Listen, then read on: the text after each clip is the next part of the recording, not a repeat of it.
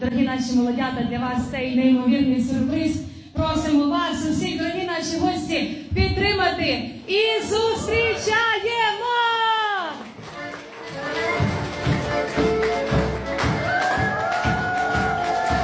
Святослав, Ростислав приїхали з фронту, щоб привітати свого брата, його дружину з весіллям.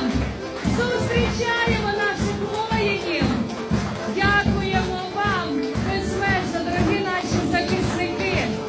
Ми раді вас вітати! Сльози радості на очах у мами, у рідних, близьких, які ж ми раді вас бачити, дорогі наші хлопці! Славні наші захисники!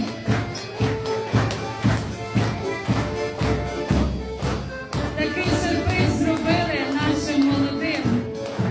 Напевно, найкращий подарунок, який тільки можна очікувати і бажати в такий святковий день.